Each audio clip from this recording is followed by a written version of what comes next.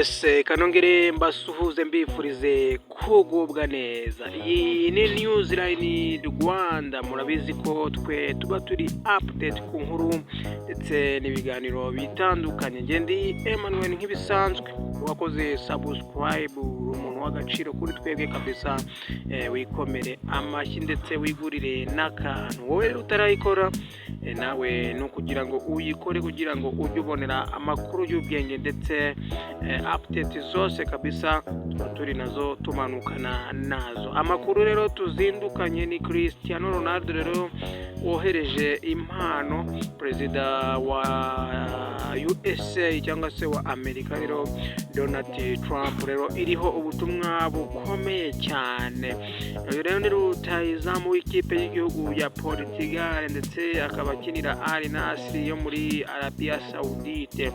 Ni Cristiano Ronaldo rero aje kohereza impano ikomeye kandi igize ikivuga kuri perezida Donald Trump rero perezida Leta Zunze Ubumwe za Amerika. Donald Trump rero iyi baruwa iriho ubutumwa bukomeye cyane mu gihe intambara hagati ya Iran ndetse na Israel ikomeje gufata indi ntera. Murabizi ko muri iki cyumweru rero mu mpera zo kuwa gatanu z'icyumweru gishize rero aribwo intambara y'igihugu cya Iran ndetse na Israel yaje kubura rero, aho igihugu cya Iran cyaje gutunga misiri hara mu gihugu rero cya Israel kikoherezayo drone zigera hafi muri 200. Imijyi rero harimo imijyi ya Tel Aviv ndetse na iriya mijyi Jerusalem, aho bagiye barasamo ibisasu bikomeye cyane ndetse abantu bamwe bagakomereka. Bishoboke kuba harimo n'abapfuye nubwo badatangaza abitabye Imana muri ibyo bikorwa by'ubugizi bwa nabi. Guhera ejo rero Donald Trump ari kubarizwa muri Canada, hariya mu gihugu cya Canada, aho ari kumwe n'abandi bayobozi rero bakomeye mu nama ya G7 rero.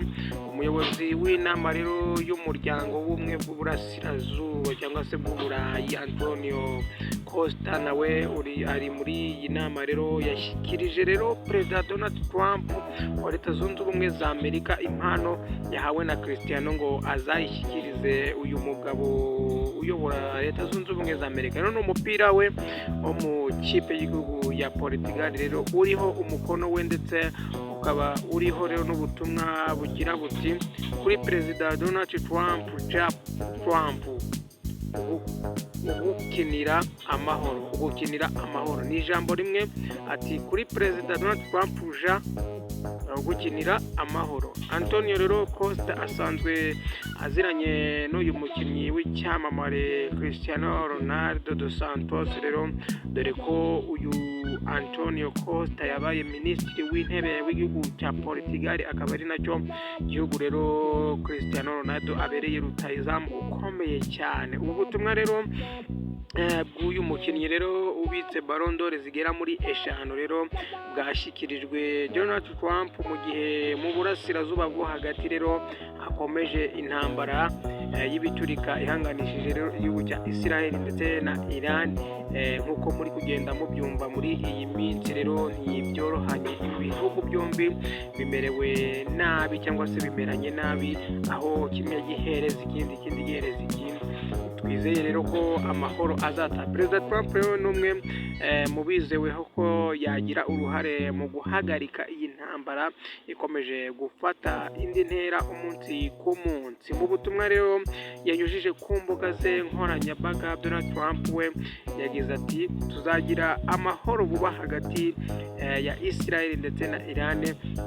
Guhamagara ku isi rero n'inama nyinshi nibyo bihari kugira ngo amahoro yongere aboneke hano mu gihugu cya Israel ndetse na Iran kugira ngo intambara tuyihoshe. Ikindi rero wamenya tugiye kuri leta ya Congo ndetse n'iy'u Rwanda.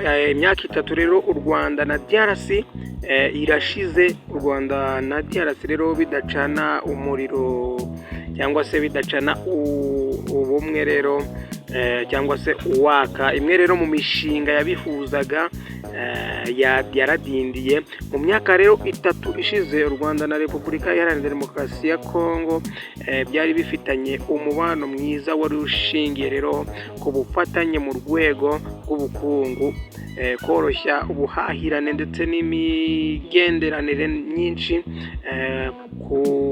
kubungabunga cyangwa se ibidukikije no guteza imbere ibikorwa remezo. Ariko rero amakimbirane ashingiye ku mutekano yavutse hagati y'ibi bihugu rero mu ntangiriro z'umwaka wa 2022 rero yatumye imwe mu mishinga byari bifitanye ihagarara, indi rero iradindira. Mu mishinga rero yadindiye harimo uwo kubaka uruganda runini rw'amashanyarazi, ufatanye rero mu kubungabunga parike, ndetse uwo gutunganya amabuye y'agaciro, ndetse n'ubushakashatsi rero buhuriweho mu kiyaga cya Kivu, no kubaka umudugudu w'icyitegererezo wa Goma. Uruganda rero rw'amashanyarazi ni umwe rero mu mishinga ikomeye yadindijwe n'aya makimbirane, ndetse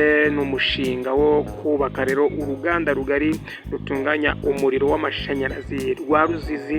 uru rero narwo urundi rero ni uhuriweho n'u Rwanda na DRC ndetse n'u Burundi. Rero mu mwaka wa 2016 ibihugu byemeranyije ko kubyaza umusaruro umugezi wa Rusizi cyangwa se Ruzizi bihuriyeho rero bikahubaka uruganda rufite ubushobozi bwo gutanga megawati 147 rero z'umuriro w'amashanyarazi. Uyu mushinga rero wari ufite agaciro ka miliyoni 450 z'amadolari, watewe inkunga na Banki y'Isi, umuryango rero w'ibihugu by'ubumwe bw'Uburayi, ndetse na Banki Nyafurika Isura Amajyambere FDB. byari bitezweho ko uzarangirana rero n'umwaka wa 2024, ariko wagiye udindira bitewe rero n'amakimbirane ibi bihugu byituraniye rero cyangwa se byituraniye byagiye bigirana. Yatumye rero hatabaho ubufatanye bukwiye kugira ngo ibi bintu byose bice mu mucyo. Imirimo rero yo kubaka uru rugomero izarangira itwaye miliyoni 800 z'amadolari rero mu ntangiriro z'uku kwezi. Minisitiri rero w'ibikorwa remezo Dr. Jimmy Gasore yarabasuye rero avuga ko imirimo izatangira mu gihe cya vuba. Ibi rero bihugu uko ari bitatu, u Rwanda, u Burundi ndetse na Repubulika Iharanira Demokarasi ya Kongo, bizatanga amafaranga angana ndetse n'amashanyarazi azaboneka bingana kugira ngo buri wese aze abone. Bivuze ko rero buri gihugu kizishyura arenga miliyoni 266 z'amadolari rero zikajya gihabwa umuriro ungana na megabyte 68.6. Biteganyijwe ko imirimo yo kubaka rero uru rugomero izatangira muri Gatarama rero cyangwa se Mutarama 2026, ukarangira mu mwaka wa 2030 utwaye arenga miliyoni 800 z'idolari. Hari indi rero yo kubungabunga parike mu mwaka wa 2014, intumwa rero z'u Rwanda na DRC ndetse na Uganda zahuriye mu nama yari igamije rero gushyiraho ingamba rero zo kurinda umutekano wa parike zihuriyeho mu guhererekanya rero cyangwa se mu gucunga umutekano w'imisozi ya Virunga ndetse n'inkengero zazo.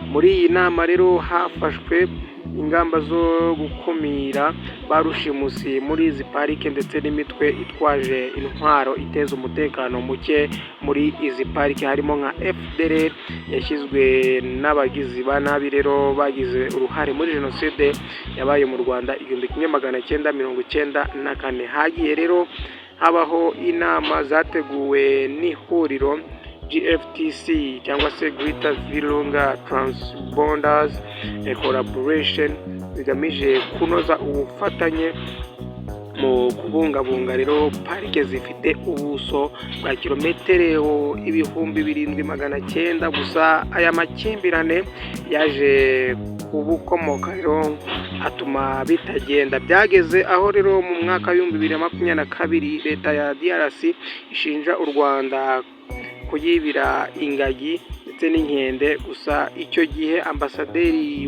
warwo rero wungirije muri Loni Robert Kayinamura yasubije ko iyo ari imyumvire y'ubukoloni. Ambasaderi rero Kayinamura yagize ati mu myaka 28 gusa ishize u Rwanda rushinjwa ibi birego buri munsi. Iyo nta mazi ahari ni u Rwanda, nta mashanyarazi ni u Rwanda, nta mihanda ni u Rwanda, ni imyumvire y'ubukoloni kabisa. Dukeneye kurenga iyi myumvire tukajya mu buryo bwo kwishakamo ibisubizo bikemura ibibazo byacu. Nge nari Emmanuel yene Newsline Rwanda. Niba utarakoze subscribe rero yikore kugira ngo ujye ubonera utuntu tw'agaciro ku gihe.